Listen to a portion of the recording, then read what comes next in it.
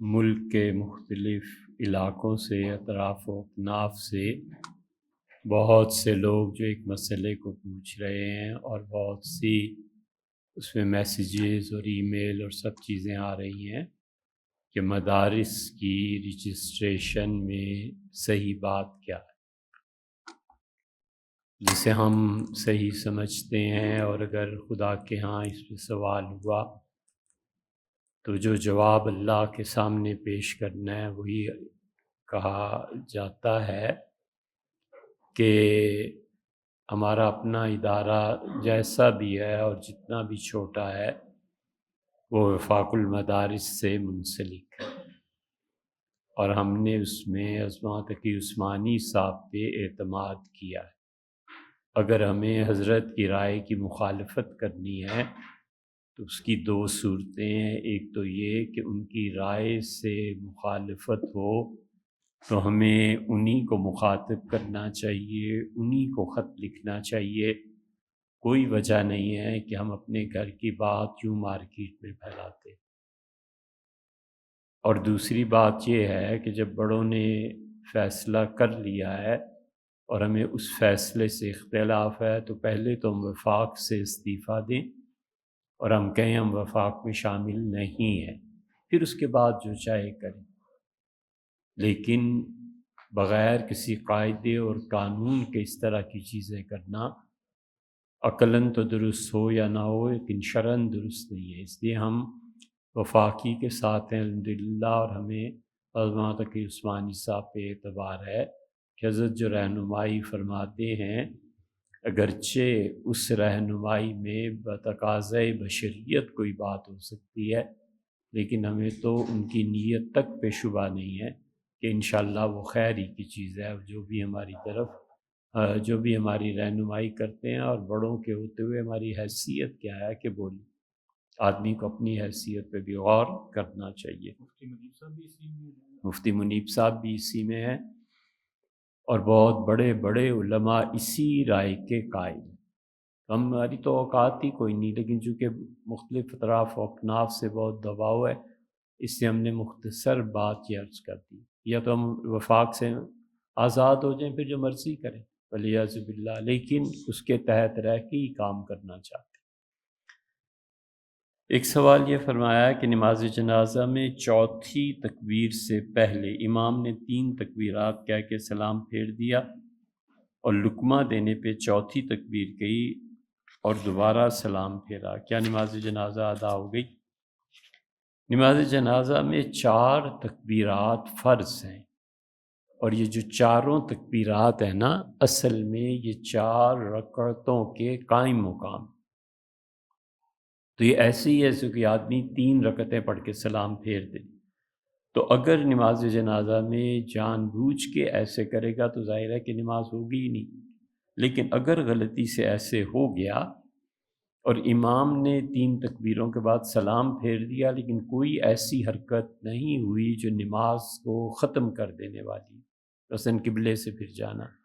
کسی سے بات کر لینا، کوئی ایسی بات نہیں ہوئی، تو پھر امام صاحب اس لقمے کو لے لیں گے، ایک مرتبہ اللہ اکبر کہہ کے پھر دوبارہ سلام پھیریں گے اور جنازہ ہو جائے گا، جیسے کہ آپ نے ارشاد فرمایا ہے، اس لیے اس میں اعادے کی ضرورت نہیں ہے۔ اور 3 تکبیریں اگر جان بوجھ کے کہے گا تو پھر بہت ہی گناہ بھی ہے اور غلط بات ہے، جنازہ نہیں ہوگا، کیونکہ ہر جنازے کی ہر تکبیر در حقیقت ایک رکعت ہے۔ والد صاحب کا انتقال ہوا ہے اور انتقال کے وقت ان کے ورثاء میں 3 بیٹے، 6 حصے ہو گئے، 2 بیٹیاں، 8 ہو گئے، والدہ صاحبہ 8 اور ان کے بھی ہو گئے 16، 2 بھائی اور 4 بہنیں زندہ تھیں۔ یہ 2 بھائی اور 4 بہنوں کے زندہ یا انتقال ہو جانے سے کوئی فرق نہیں پڑتا۔ مرحوم کے ترکہ میں کچھ زمین 1، نقد رقم 2 اور گاڑی 3 ہے، اس کو تقسیم کیسے کیا جائے گا؟ یہ تو آپ نے سنی رکھا ہوگا کہ سب سے پہلے ان کے قرضے کو ادا کیا جائے، کفن دفن کے اخراجات سب سے پہلے ہیں، اس کے بعد ان پر کوئی قرض ہے تو ادا کیا جائے گا، اس کے بعد بھی جو بچ جائے گا وہ ان کا ترکہ ہے، اور اس میں انہوں نے اگر 1/3 کی وصیت کسی چیز کے لیے کی ہے تو اس کو پورا کرنا ضروری ہے۔ مثلا انہوں نے کہا کہ لاکھ میں سے 33,000 فلاں مسجد کو دے دیں، فلاں کام کرتے ہیں، فلاں کسی کو دے، تو وہ پورا کرنا۔ اس کے بعد جو پیسے بچ جاتے ہیں ترکے کے، اس میں 48 حصے کر لیں، 8 حصے والدہ صاحبہ کے ہو جائیں گے، اور بیٹے آپ نے گنے ہیں 2، تو بیٹے کو 10 اور 10 حصے ملیں گے، تو 8 اور 10 18 اور 10 28 ہو گئے، اور بیٹیوں کو 5 حصے ملیں گے، تو یہ کل 38 حصے ہو گئے، 48 حصے ہو گئے، 8 والدہ کے، 40 رہ گئے، تو اس میں سے 10 ایک بیٹے کے، 10 ایک بیٹے کے، 20 رہ گئے، تو 20 میں سے 5 بیٹیوں کو چلے گئے، تو 10 رہ گئے، نہیں بیٹے 3 ہیں، ہاں اب آ گئی بات کہ 48 حصوں میں سے 8 والدہ صاحبہ کے ہو گئے، 10 10 اور 10، 3 بیٹے ہیں نا، تو 38 ہو گئے، پھر 5 ایک بیٹی کے، 5 ایک بیٹی کے، تو یہ 48 حصے ہو گئے۔ اس طرح اس کی تقسیم کی جائے گی۔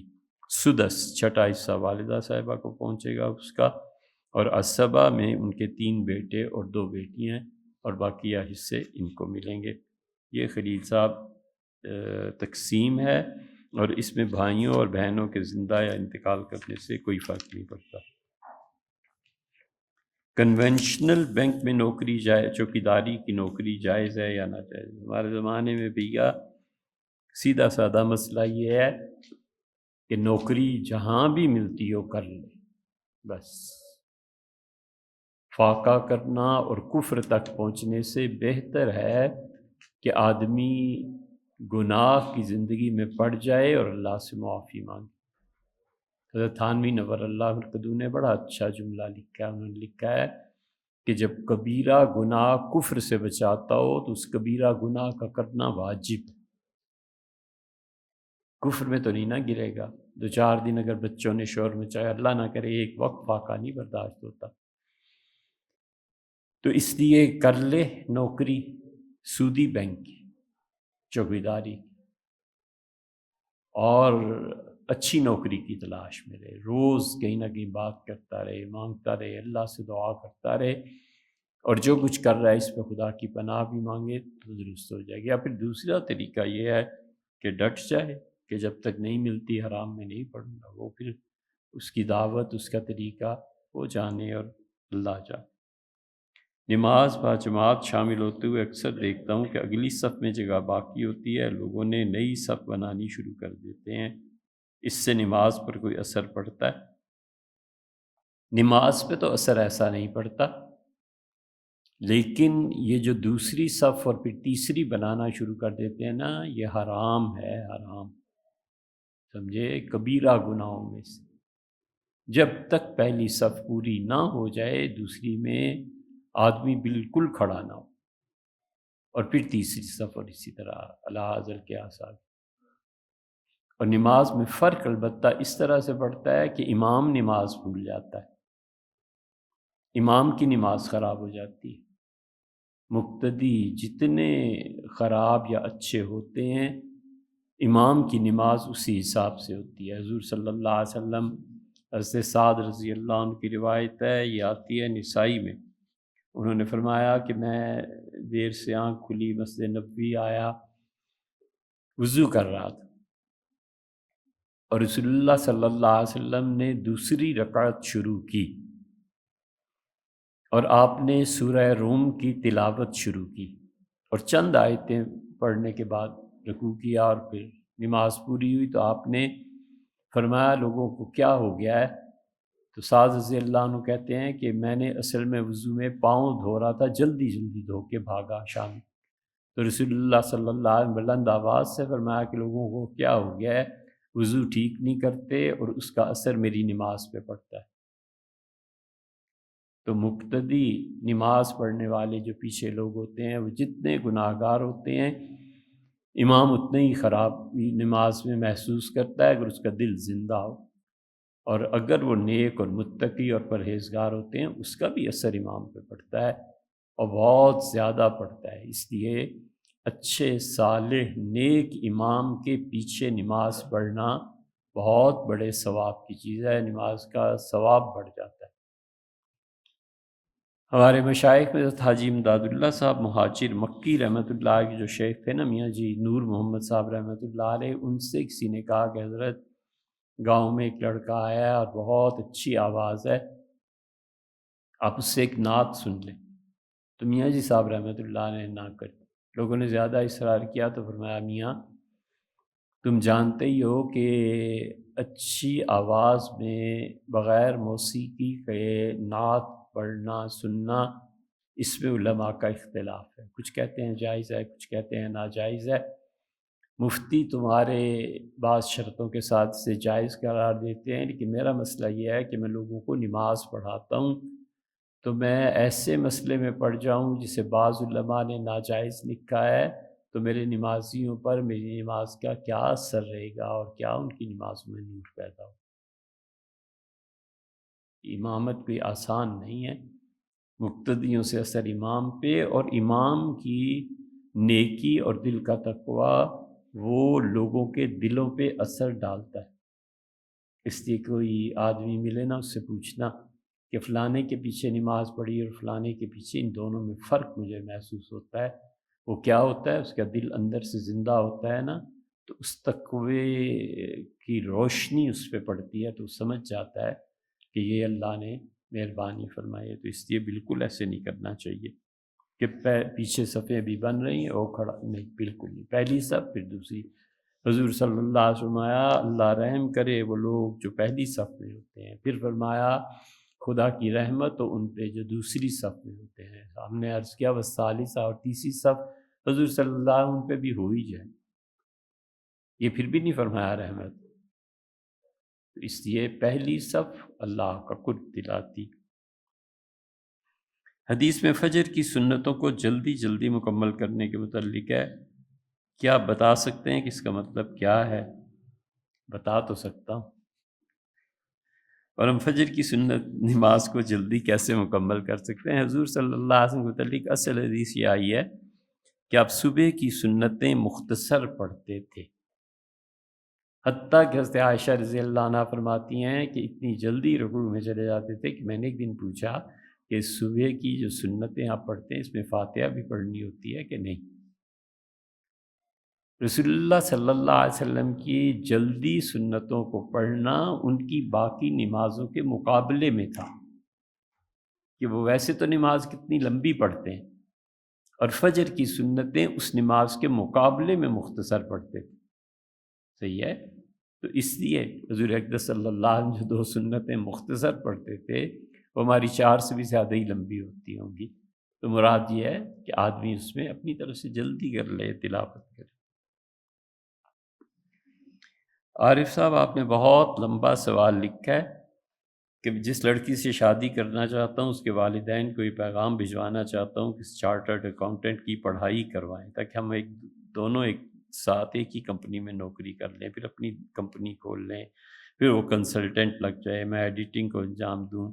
اور بچوں کی تربیت کے لیے میں نے سوچا ہے کہ ایسا اسکول داخلہ کروا دوں جہاں دینی اور دنیاوی تعلیمیں دونوں ہوتی ہیں، اور یہ پوچھنا ہے کہ چارٹرڈ اکاؤنٹنٹ کی پڑھائی اس کے والدین سے کہنا اور اسے پڑھوانا جائز ہے یا نہیں؟ پہلے اسکول بنا دیں نا جہاں بچوں کو پڑھانا ہے۔ سوال ہے یہ تو، لیکن سوچنے کی بات یہ ہے کہ ضروری کیوں ہے کہ جس سے آپ لڑکی سے شادی کرنا چاہتے ہیں وہ دے بھی دیں؟ ہمیں کچھ نہیں پتا بھائی، کسی اور سے پوچھیں، ہمیں صرف اتنا پتا ہے کہ خاتون کی ایک ہی حیثیت ہوتی ہے اور وہ ماں کی ہے، بس۔ ماں اگر نوکری پہ چلی گئی اور ماں اگر گھر سے غیر ضروری طور پہ باہر جانے لگ گئی، اولاد کی تربیت برباد ہو جائے، اس میں بس اتنا پتہ ہے۔ کوئی صورت نہیں ہے، نہ کرے نا شادی،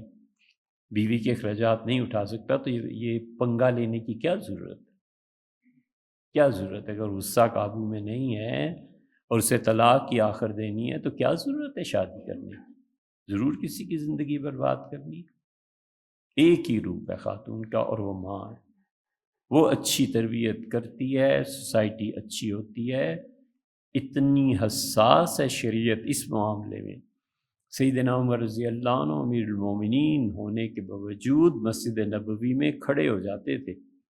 اور جو عورتیں آتی تھیں فرماتے تھے گھر جاؤ، گھر جا کے نماز پڑھو،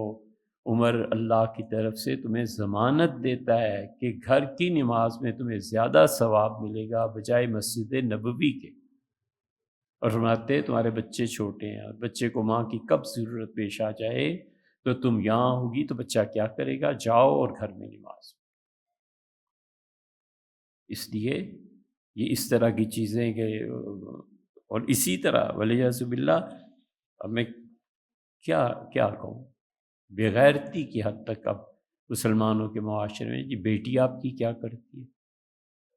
یہ اتنا بیہودہ سوال ہے کہ بیٹی کیا کرتی ہے، بیٹیوں کی بھی کبھی کوئی کمائی کھاتے،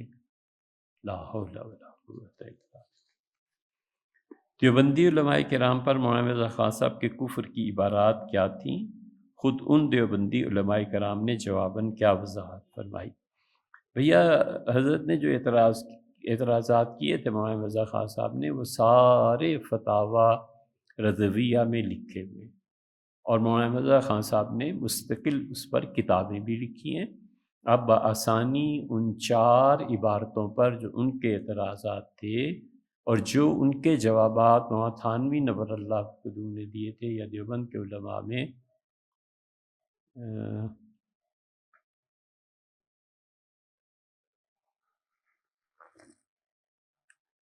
مولانا منظور نعمانی صاحب اور ایک اور بزرگ تھے چاندپوری، حضرت چاندپوری رحمۃ اللہ جو جوابات دیے ہیں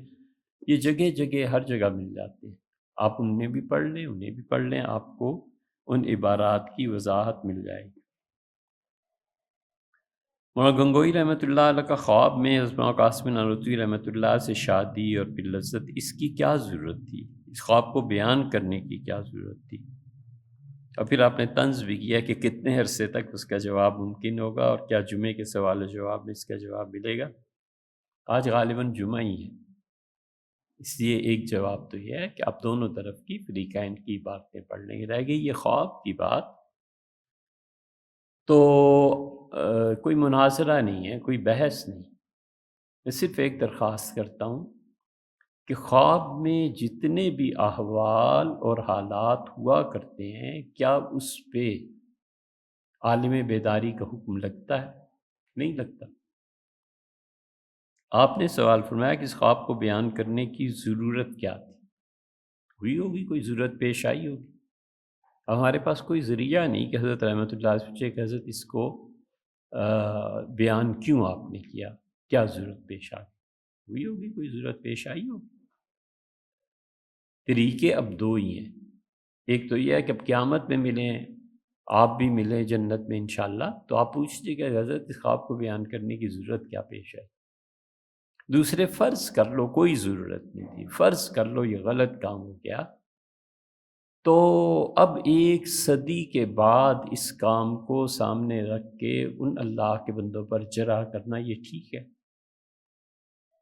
جو وفات پا چکے 1 صدی پہلے، ان کی کوئی چیز بیان کر کے اس پہ پھر پوری عمارت ان لوگوں کی غیبت اور ان لوگوں کے الزامات کی گھڑنا یہ درست ہے؟ ہم سب کو سوچنا چاہیے کہ جن کے بزرگوں نے بھی جو کچھ لکھا ہے خام خواہ ان کو بیان کرنا، امت کو توڑنا، لوگوں کے مختلف گروہ بنانا، یہ زیادہ قابل غور ہے، یہ قابل غور ہے کہ انہوں نے یہ خواب بیان کیا۔ نہیں کرنی چاہیے ایسی باتیں اور ایسے کام، کیا فائدہ ہے کہ اپنے نیکی اور اعمال کیے ہوئے قیامت میں پتہ چلے کسی اور کے نام عمل میں۔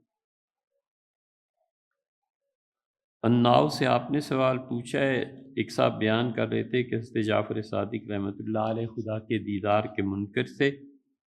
ہمیں تو کوئی ایسی روایت نہیں ملی، اہل تشیع کے ہاں بعض ان کے علماء جو ہیں انہوں نے اس روایت کو لکھا ہے،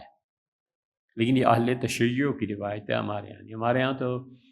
حضرت جعفر صادق رحمۃ اللہ علیہ کے 2 جلیل القدر شاگرد امام ابو حنیفہ اور امام مالک رحمہ اللہ، وہ دونوں اس بات کے قائل ہیں کہ قیامت میں اللہ تعالیٰ کا دیدار ہوگا اور اللہ تعالیٰ سے ملاقات ہوگی، اس کے سامنے لوگ جھکیں گے۔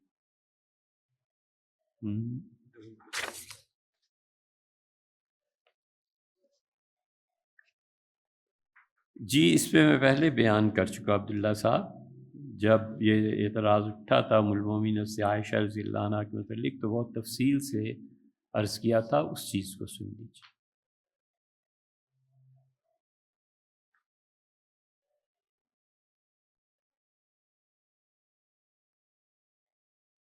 My question is how you counter Charles Darwin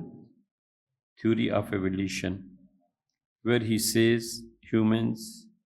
and apes share the same. میں نے تو نہیں کہا بھی یہ، ہم نے یہ کہا ہے البتہ کہ اس نے اپنی کتاب میں یہ نہیں لکھا، یہ ہے ہمارا بیان۔ اور جو کچھ انہوں نے لکھا ہے، اب تو بہت کتابیں ان کے جواب میں بھی لکھی گئیں، ہم نے نہیں کہا یہ غالباً، دیکھ لیجیے گا اگر کہیں کہا بھی ہوگا تو اس کو سمجھیے وہ غلط ہو گیا۔ اللہ تعالیٰ نے سورہ اعراف میں فرمایا کہ اللہ تعالیٰ نے کہا کہ میں اپنا عذاب نازل کر دوں، اور اس حال میں کہ پیپل ور سلیپنگ، اور یا اس حال میں کہ taking rest in the day, لوگ اس وقت دوپہر کو سوئے ہوں یا رات کو۔ جس طرح لوگوں نے اللہ کے پیغام سے غفلت اختیار کی، اللہ نے بھی عالم غفلت میں انہیں پکڑ لیا، جو کر کے بھیجتے رہے اسی کے مطابق انہیں سزا دی جائے۔ اللہ نے فرمایا کیا لوگ خوش رہیں گے پھر اس بات سے کہ جب وہ رات سوئے ہوئے ہوں یا دن کو سوئے ہوئے ہوں تو ہم انہیں پکڑ لیں، یعنی ہمارا عذاب اچانک آ جائے۔ اصل مفہوم اس کا یہ بنتا ہے جو مفسرین نے لکھا ہے کہ کیا وہ غفلت کی حالت میں عذاب انہیں پکڑ لے پھر یہ خوش رہیں گے؟ کیوں اللہ کی نافرمانی کرتے ہیں؟ طلحہ صاحب نے یہ سوال بھیجا ہے، اس کا جواب جناب والا شہیر صاحب پہلے ہو چکا، قرآنی آیات اور یہ وہ اور جلانا ان کا یہ سب تفصیل سے ہم آپ سے عرض کر چکے۔ ہم نے کہا تھا کہ پبلک میں یہ بالکل کسی کو خبر نہ ہونے دیجیے گا، ورنہ خام کا ماحول اور حالات ایسے ہیں کہ لوگوں کے سوچنے اور سمجھنے کا لیول اتنا نہیں ہے، ایسے نہ کسی اور فتنے میں آپ مبتلا ہو جائیں۔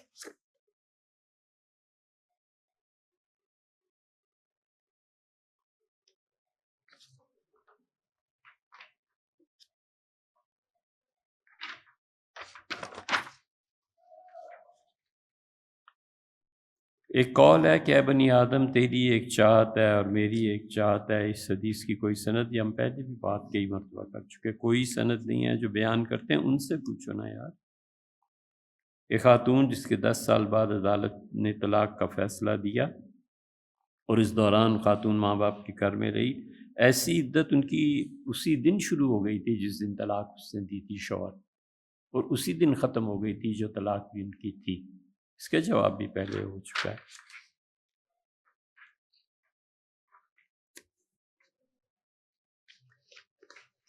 علامہ اقبال نے اپنے ایک شعر میں کفر کی بات اس پہ فتویٰ لگایا گیا، تیری خدائی سے ہے میرے جنوں کو گلا، اپنے لیے لامکاں میرے لیے چار سو۔ اس سے کیسے کفر ثابت ہو گیا؟ تو میں کوئی ثبوت ملا ہوگا کسی مولوی صاحب کو تو انہوں نے کہا ہوگا، یہ تو ان سے پوچھیں۔ علامہ اقبال تو اتنا کہہ رہے ہیں وحدت الوجود کے مسلک کے مطابق کہ اے پروردگار عالم، جس طرح ایک قطرہ سمندر میں شامل ہو جاتا ہے، بالکل اسی طرح کائنات میں تیری کوئی حدود نہیں ہے، تو کائنات میں بھی نہیں ہے، تیری کوئی حد و حساب نہیں ہے۔ اے پروردگار، جب میں لوہا گرم ہو کے آگ کی صورت اختیار کر لوں تو میرے لیے بھی جہانوں کو کھول دے، عالم امر کو کھول دے، عالم جبروت کو کھول دے، ملکوت کو کھول دے۔ جس لیول کا شعر ہے نا، اس لیول کے لیے بڑا علم چاہیے۔ اب معلوم نہیں ان کے پاس علم تھا یا کیا کرتے۔ محمد الموسوی صاحب، حضور اقدس صلی اللہ علیہ وسلم کے ارحاسات کیا ہیں؟ نبی کریم صلی اللہ علیہ وسلم کے ارحاسات، رأس کہتے ہیں بنیاد کے پتھر کو، چونکہ بنیاد پہلے ڈالی جاتی ہے پھر اس کے بعد اوپر عمارت تعمیر کی جاتی ہے، تو انبیاء علیہ الصلوۃ والسلام کا جو آنا ہوتا ہے نا، اس سے پہلے اللہ تعالیٰ ان کے لیے کوئی نہ کوئی کائنات میں ایسے تغیرات پیدا کر دیتا ہے کہ لوگوں کو انتظار شروع ہو جائے۔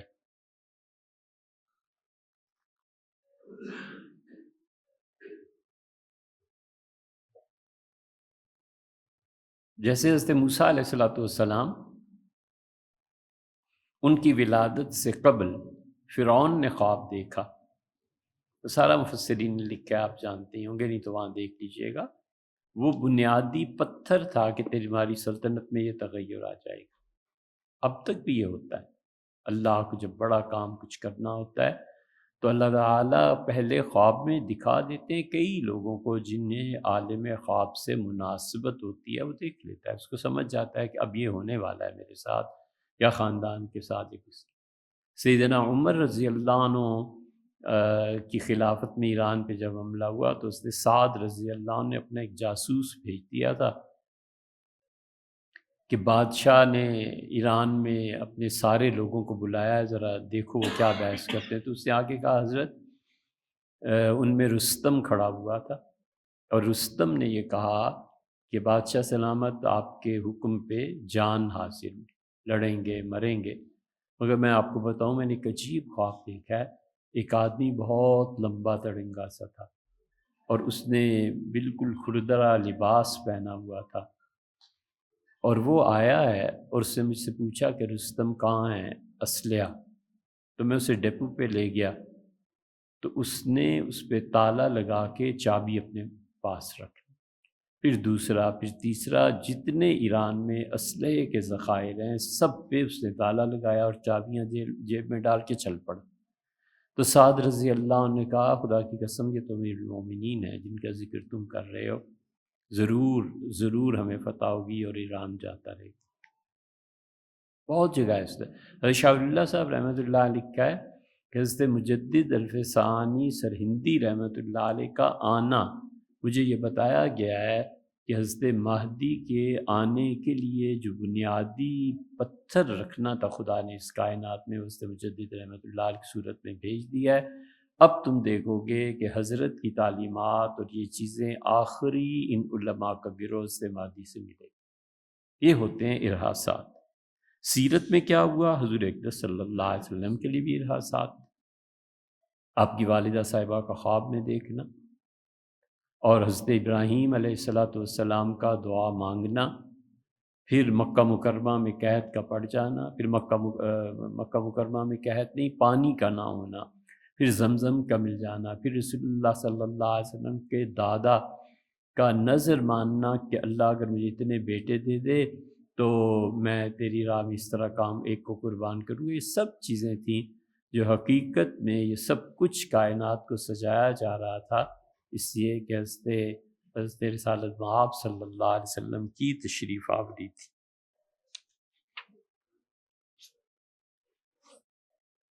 اسلام میں خرید و فروخت پہ نفع، یہ بھی گزر گیا۔ فارمل ڈنر کا جو بچے آپ نے پوچھا ہے نا کہ ایک روایتی دعوت پیش کی جاتی ہے اور قواعد پہ سختی سے عمل ہوتا ہے، اور اصل عیسائی الفاظ کو زیادہ سیکولر کلمات سے تبدیل کر دیا گیا ہے، مختلف عقائد اور ثقافتوں کے طلباء کے لیے سہولت فراہم کی جا سکے۔ ہمیں بھیا اتنا پتہ ہے کہ جب تک خود اس مقام پہ نہ پہنچ جاؤ نا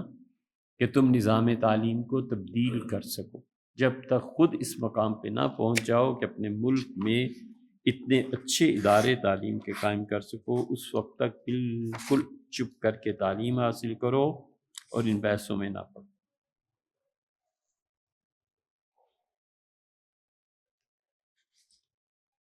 یہ الفاظ جو بھی پڑھنے پڑتے ہیں نا، اس مرحلے سے گزر کے اللہ سے معافی مانگنی چاہیے۔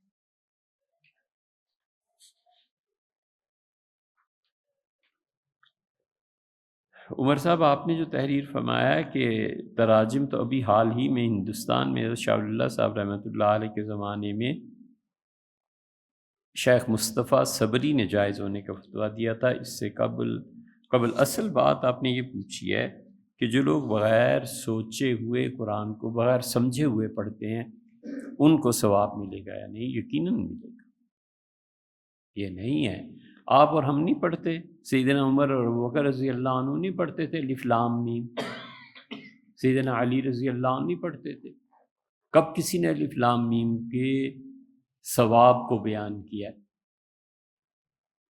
وہ جب کاف ہا یا عین صاد پڑھتے تھے تو انہیں پتہ تھا کہ ان الفاظ میں کیا ہے؟ کوئی سب کے سب یہی کہتے ہیں کہ وہ الفاظ ہیں جن کے معنی اللہ ہی کو معلوم ہے۔ تو یہ جتنے گاتے پھرتے ہیں نا گانا کہ جی قرآن تو سمجھے بغیر پڑھنا ایسی بیکار ہے اور فضول ہے، انہیں عقل نہیں آتی کہ وہ کس پہ فتویٰ لگا رہے ہیں کہ بڑے حضرات جو تھے راہ رضی اللہ عنہ وہ قرآن کے ان الفاظ کو پڑھتے تھے، مطلب انہیں بھی نہیں پتہ تھا اور اللہ انہیں ثواب دیتا ہے۔